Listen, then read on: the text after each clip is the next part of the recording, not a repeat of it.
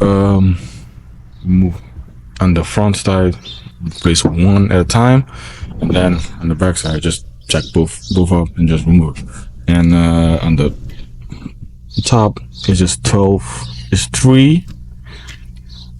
millimeter bolt you have to remove.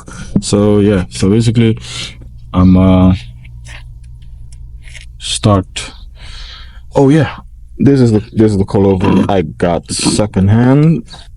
Where it was, it's D2.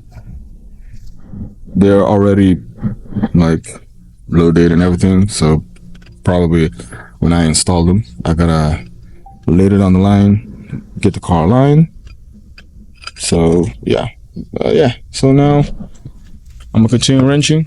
You guys will get a snippet update when I finish. Move on to the next one. So a little update. I finally got the stock coilover out. It's right over here. As you guys will probably see a side-by-side comparison. This is the coilover and this is stock one. It was a pain, but somewhat a pain to get out. Cause as you guys can see, this outer tire normally on other cars you lock the steering wheel, but apparently I don't know, maybe anyway, it's keep moving. So when I put the coilover back in, I gotta somewhat line up,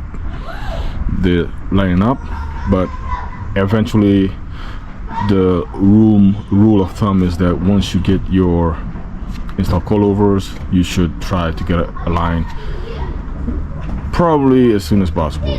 So basically I'm gonna try to line it up back as good as I can, and then put an appointment. Otherwise you will be like burning to your tires, or let's say